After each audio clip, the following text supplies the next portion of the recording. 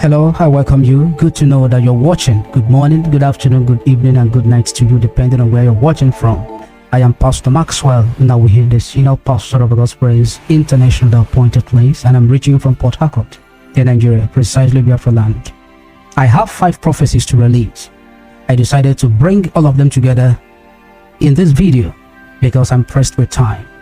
Some of them God spoke to me last Sunday, that was on the 11th of April, and mandated me to release them without any hesitation. And that is what I'm going to do right now. And I'm going to be very, very precise and straight to the point. I will not engage in extensive or expansive analysis because of time. Some of them are going to be coming as code, encoded words. And I believe that God is going to give all of you the understanding. Let's pray. Father, in the name of Yeshua, I pray. Who is he that speaks and it comes to pass where you have not commanded it? You have the final say. You make your mind known. You reveal the secrets that are hidden from the knowledge of man through your servant. Through this video, that which you have asked me to say, guide my tongue and my lips to utter them without any restraint. Thank you, Father. In the name of Yeshua, I pray. Amen. The first prophecy is about secret preparation for action. That is the number 1 prophecy I'm giving out in this video. Secret preparation for action. It has to do with Biafra and Nigeria. It's about Biafra and Nigeria. That is number 1. Number 2 is the assignment of Nnamdi Kanu. Nnamdi Kanu is on an assignment. I am not speaking of the general assignment we know that he has already. No.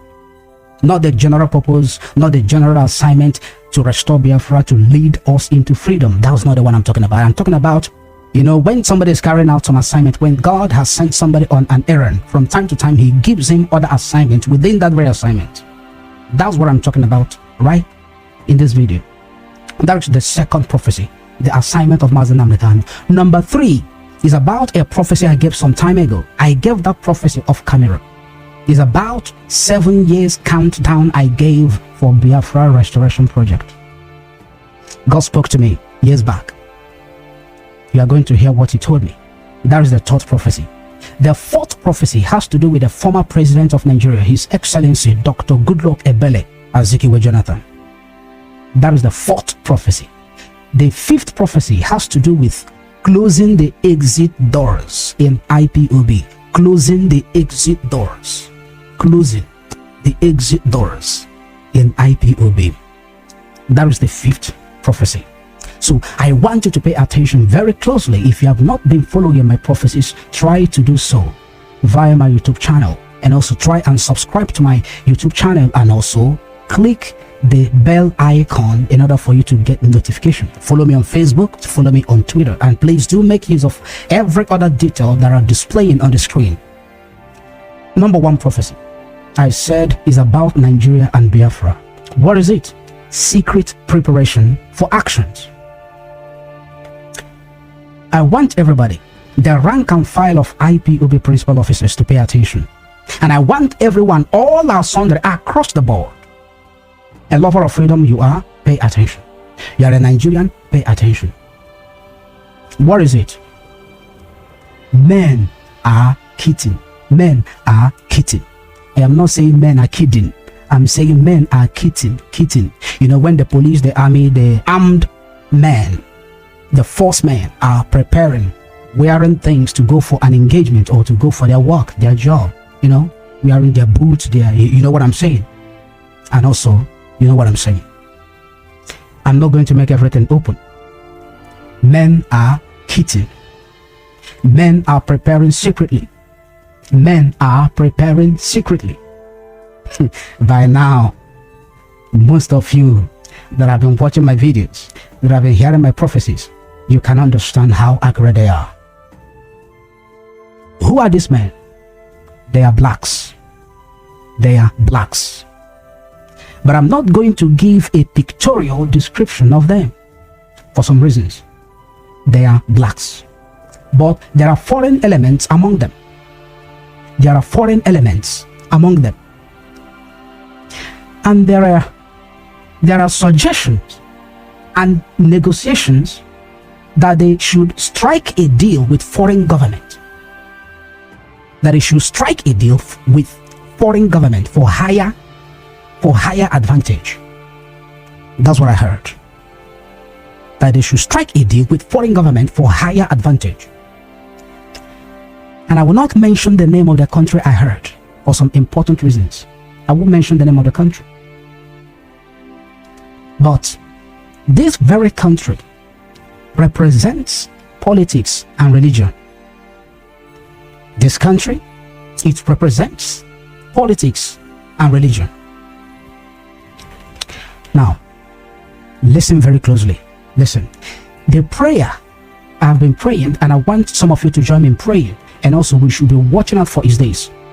If this number one prophecy I've given out right now about men cheating, men preparing secretly, there are blacks, there are foreign elements among them, there are negotiations and suggestions that they should strike a deal with a foreign government for higher advantage, and the country I heard represents politics and religion. This very prophecy I've given right now, if it is not for the higher advantage for Biafra restoration, let it be aborted. Some people, when they hear prophecies or messages like this, they trivialize it. Some people don't understand the time frame where we are in history. Some people are very, very far away from where we are, their time frame, the prophetic time frame we have found ourselves in history. I repeat, if this number one prophecy I've given right now, this is what God told me on Sunday. If it is not for the higher advantage of Biafra restoration, let it be aborted. I'm done with that. Let's go to the second prophecy about the assignment of Nnamdi Kanu. This very assignment is very, very important and critical, very powerful assignment that Nnamdi Kanu is undergoing. As I said before, it's not the kind of assignment that we already know. His general assignment as the supreme leader of IPOB to lead us into the promised land, Biafra restoration. No, I'm talking about an assignment that has come, recent assignment. This assignment is very, very important, and also it is very, very powerful. I am seeing spiritual assignment in front of him. I'm seeing spiritual assignment in front of him. I am seeing spiritual assignment in front of him. And also the other assignment. I am not going to describe them. I'm not going to mention them because they should be secret based on what God told me. Now, people are eagerly waiting to see him. People are eagerly waiting to see him. That's what I saw. That's the mood. The world, let me just give you that very secret. The world are eagerly waiting to see him. The world, across the globe. They are highly expectant to see him. I'll stop there in that aspect. As they were eagerly waiting to see him, I heard a voice that said, "You will see him in a new week." I heard it very clearly that you will see him in a new week. Now, I am not going to mention the number of weeks that I heard for some reason, as I've said earlier. But it says, you will see him in a new week. You know what week represents in prophecy? I'm going to stop there. Why I decided to give out some aspect of this very number two prophecy is because you need to give Nnamdi Kanu all the necessary support that he needs, and also pray for him. You need to give him all the necessary support that he needs, and also do what? Pray for him. I know some of you have been supporting him. I know some of you have been supporting him, praying for him as well. Some of us, we have been doing so. But this particular time, he needs your support, your moral support, your prayer, your spiritual support, and all that, your prayers, more than ever. Also, the wife as well. The wife of Nnamdi Kanu, Mrs. Uchechukwu Kanu. She needs your support. She needs your prayers.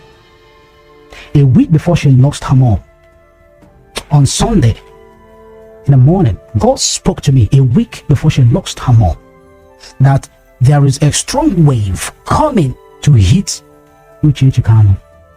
That very strong wave will hit her, and it is going to affect Mazi Nnamdi Kanu. But we have to pray for her and urge her to remain very, very strong. Very, very strong.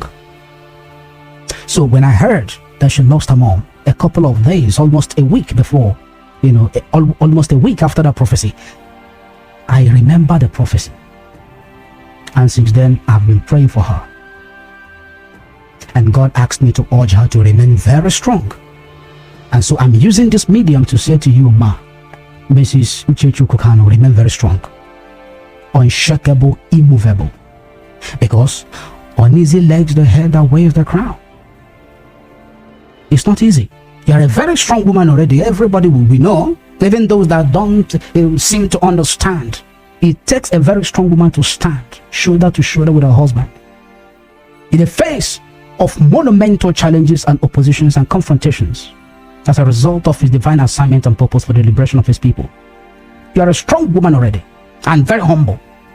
So I want to urge you, remain very, very strong for your husband, for your family, and for Biafrans. And please, on behalf of my very self and our church, for God's Praise International, that appointed place, accept our deepest condolences, and may the Most High strengthen you. You are going to pull through this very hard time. So to others, I am saying, support Mazi Nnamdi Kanu in this very regard of this number 2 prophecy. Give him all the necessary support that he needs, because he needs strength, he needs rejuvenation and encouragement. Now, this is the 3rd prophecy. This is about the 3rd prophecy. This prophecy, I gave it some time ago off camera, years back. When I gave this prophecy, it was off camera and it was years back, but I gave it in an audience of almost 200 people.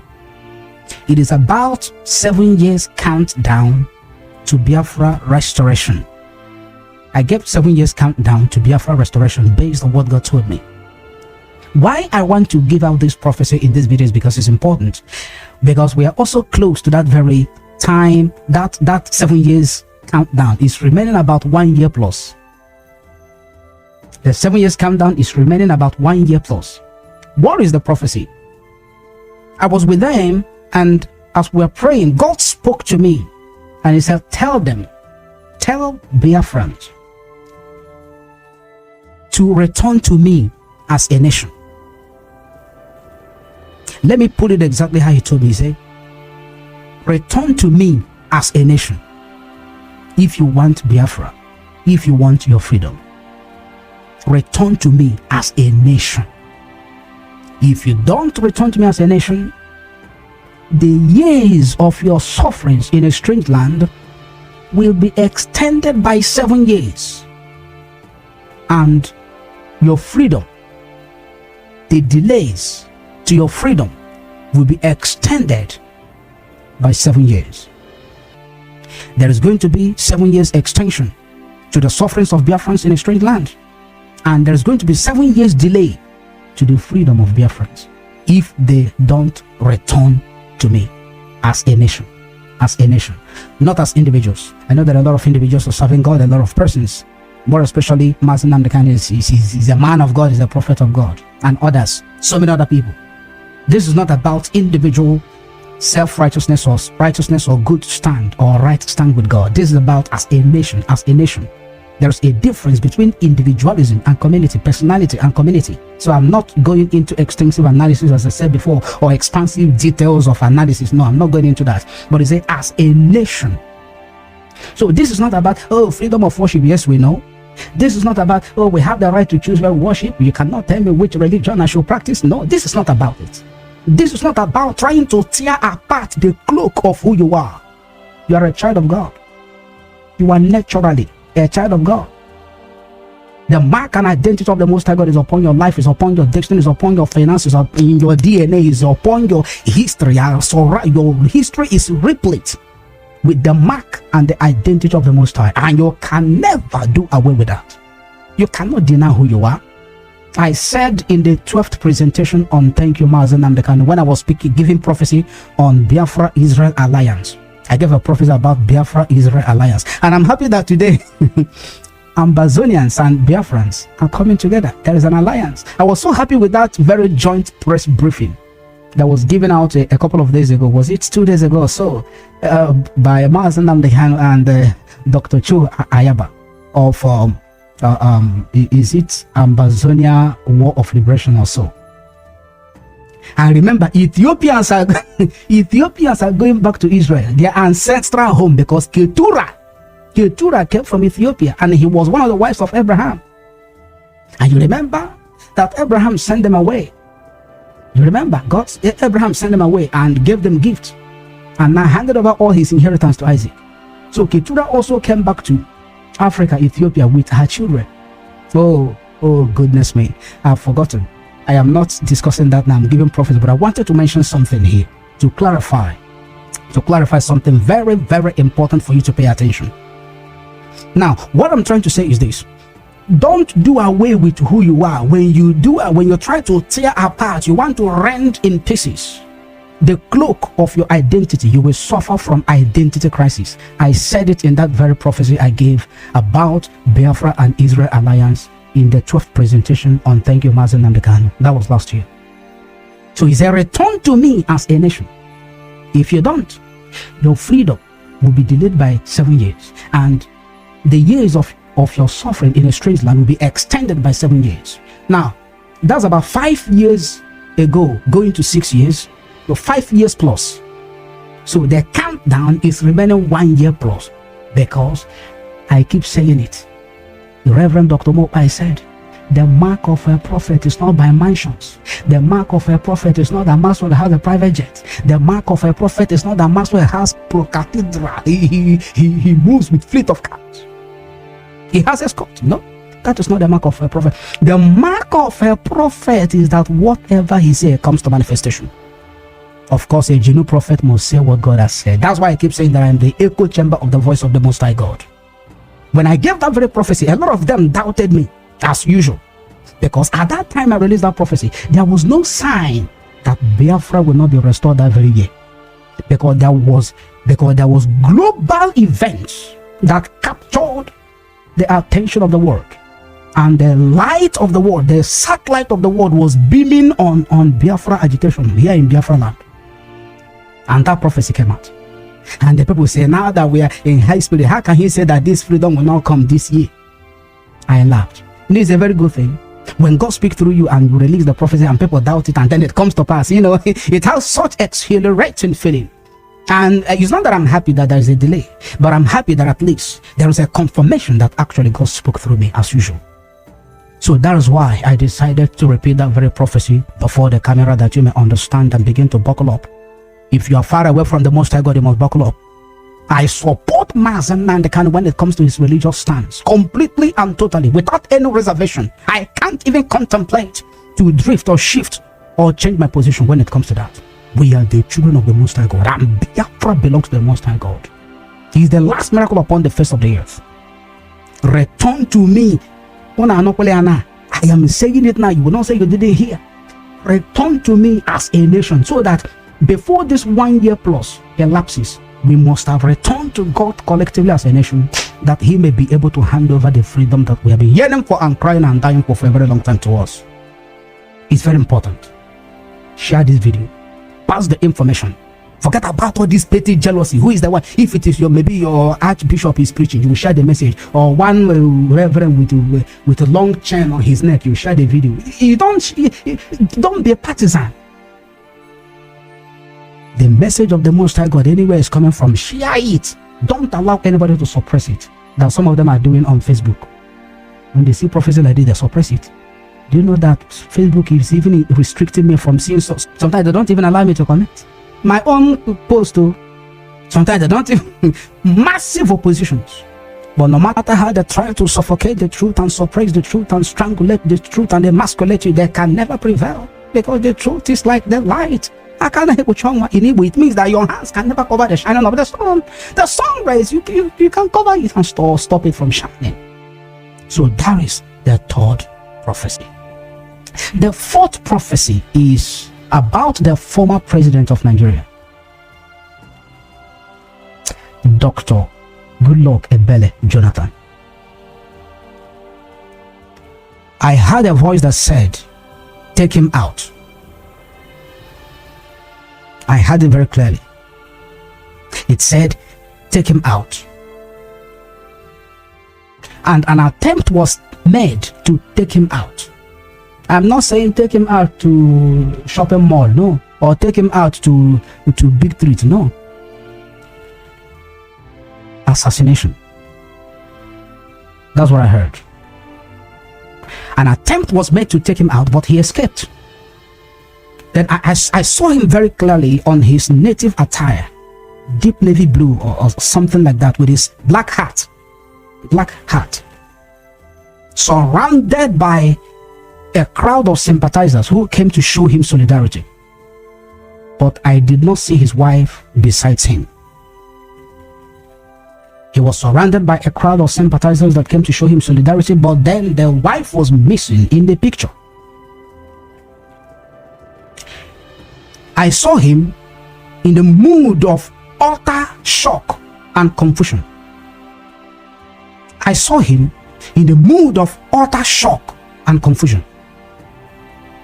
And I heard them very clearly asking, despite everything I've done for this country, upon all I have done for this country, how I handed over power peacefully, why should I be a target for assassination? Upon everything I've done for this country, Nigeria, how I handed over power peacefully, I am saying exactly what I heard. Why should I be a target for assassination?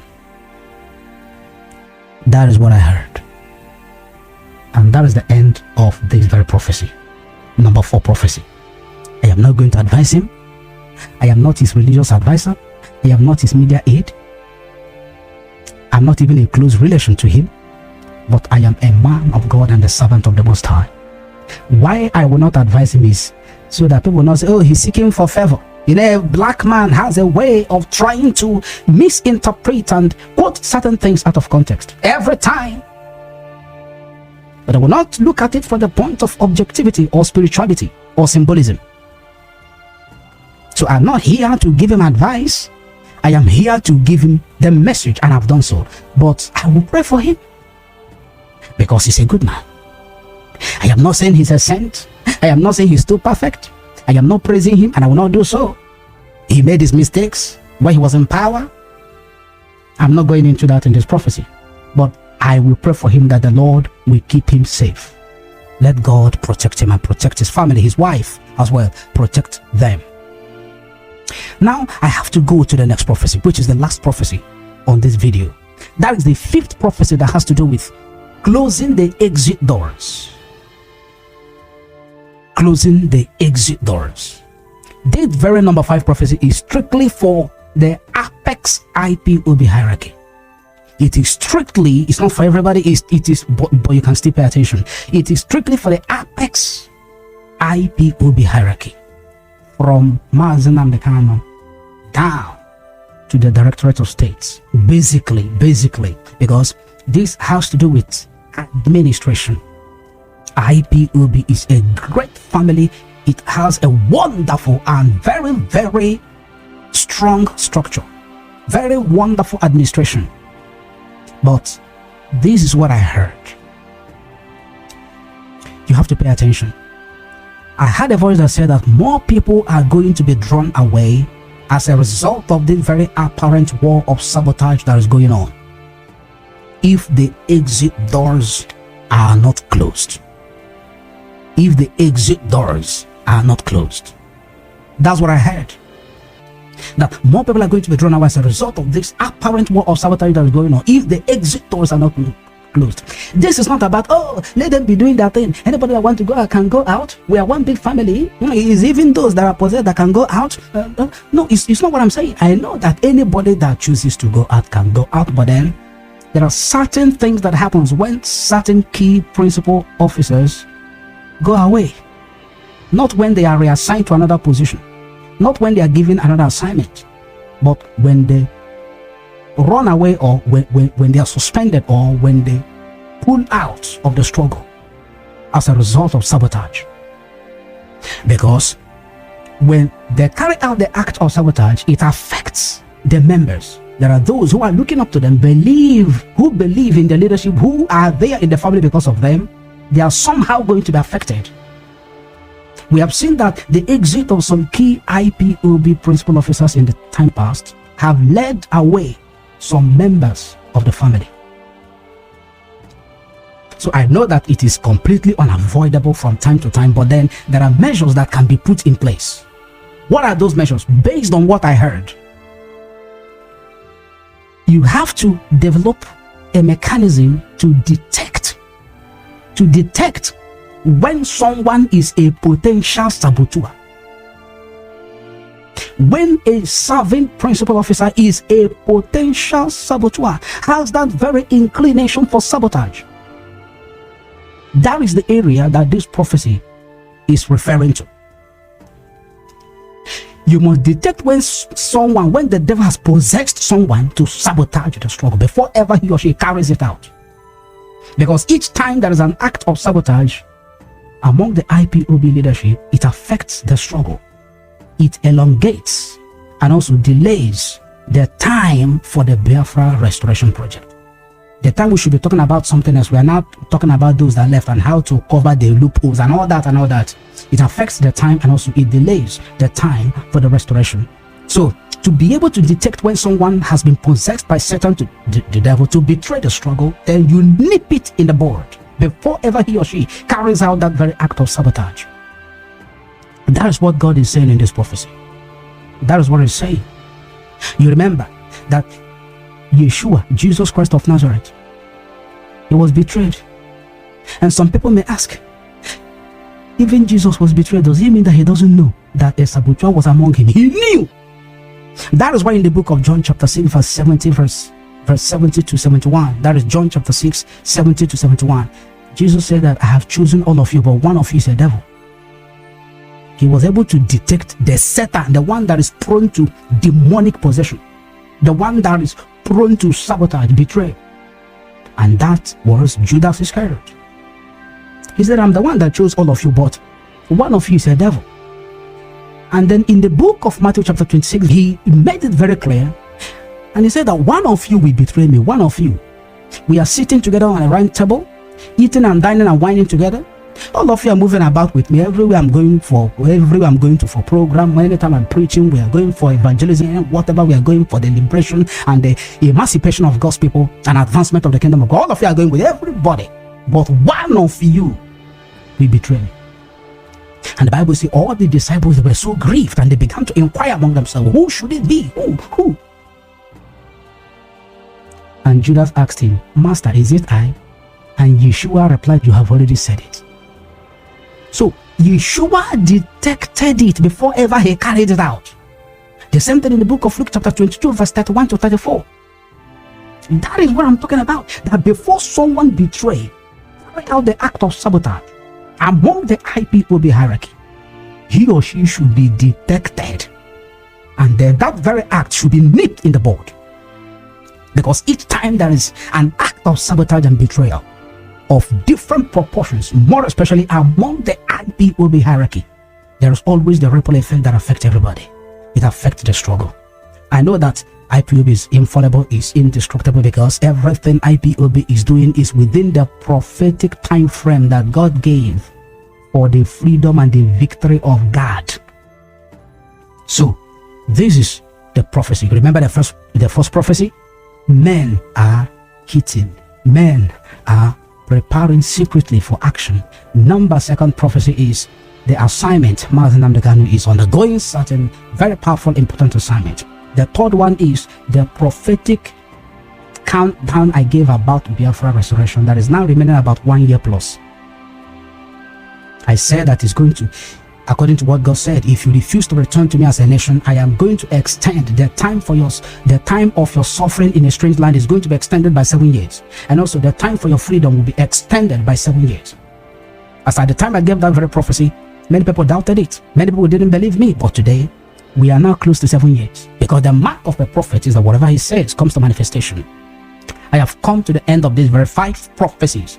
Right now, I want to ask you, share the video wherever you are. Make sure you share the video. Make it a priority. When you come across truth, when you hear the truth, spread it. It doesn't cost anything. What it costs is just buttons. So long as you have your data, you just tap the buttons, the relevant buttons there. Your like, notifications, subscription to the YouTube channel, share it, comment and all that. I've been getting the comments of people from different countries of the world, more especially USA is top in the rank. London, UK, the same. Germany, the same. India, Indonesia. I've been getting feedbacks. People have been writing. So I am happy that the messages are making impact and a lot of people are receiving direction through this video. So if you don't share it, a lot of people are going to miss out. So share the message to the groups and platforms of IPOB and everywhere you can. God bless you. I remember Pst Maxwell Nnawuihe. God bless you. I'm sure you have watched this video. Now let me know your thought and your opinion in the comment section. What I'm going to say to us is that this is not the time for us to be judging, for us to be condemning, for us to be abusing, for us to be insulting. This is the time for us to sit down and ask ourselves, what can we do so this country can be better? So things can work according to the way we want it to be. What can we do? These are some of the questions that I think we don't even ask ourselves. Every time what most of us will think about is, how can this country scatter? How can this country divide? Yes, we are all tired. If you are not tired of the things going on in the country, I'm tired. But I don't want us to ever I don't want us to have that mindset or that thoughts of war in this country. Because I've always said it. You need to understand that when it happens, it is you and I that will suffer the most. There is this popular saying that when 2 elephants fight, it is the ground and the grass that suffers. In this context, in this case, it is you and I that is both the ground and the grass. When these politicians start fighting, when that war that some of us are calling for start happening, it is you and I and our family members that are going to suffer the most. So it is important for us to be careful of the things we wish for concerning this country, Nigeria. A lot of us, especially my brothers and sisters from the East, we want Biafra to come. What can we do for us to achieve that without war? These are the questions we need to ask, because listen, war is not an option at all. Don't pray for that. Don't pray for war. Yes, we want Nnamdi Kanu to come out. We want Simon Ekpa to be released. We want everything to work well. We want Biafra to come, but we want to do it peacefully. I've always been talking about this book, The Art of War. The book teaches you how to win battles without fighting. That is what we must be looking at. How can we achieve all these things without fighting? Let's be looking at all those things. This thing that some of us says, let's go to war, let that happen, let this happen, is not an option. The men of God, they have spoken. They have said what God has shown them. Now, another duty we have is to go to God in prayer. And one prayer I've always asked us to pray is that we should pray for the will of God to be done in our country, Nigeria. Nigeria is a blessed nation. Forget about all the things you are saying. Let us pray for the will of God to be done. And I want you to know this. If God's will is for Nigeria to divide, even Tinubu cannot stop it. It may tarry, but it will surely come to pass. It may not happen right now, but it will surely come to pass. Just understand, know what God's will is. Know what God's will is for Nigeria, so that you understand what you are dealing with. Because if God's will is for Nigeria to remain as one, you are fighting a losing battle. Because the Bible made us understand that if God is not there, he said that the watchman watcheth in vain. He said that the builder buildeth in vain. If God's hand is not in this agenda, it is in vain.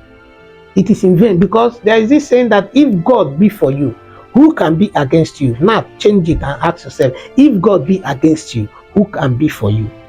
Ask yourself that question. If God's will is for Nigeria to remain one, to remain as one, do you want to fight God? Who can battle with the Lord? Can you fight God? No. So that is why it is important for us to understand what the will of God is for our country, Nigeria, before we start making, like creating problem, doing the things that are not supposed to be done. Yes, if you have been following me, I've always been of the opinion that Nigeria is not treating the Igbo man well. Even Joshua Iginla have said it. A lot of people have said it. Nigeria is not treating them well. Why can't you allow these people to also rule this country, Nigeria? Are they not Nigerians?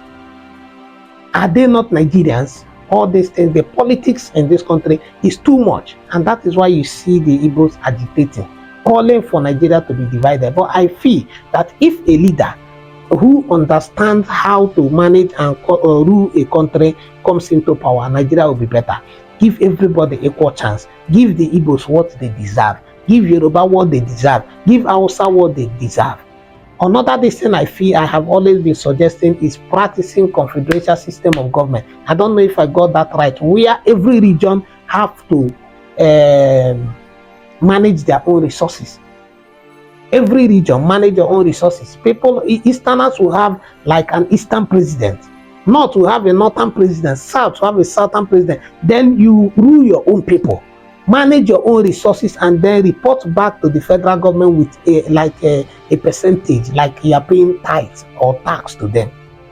But let every region manage their own resources. We will still remain as Nigeria.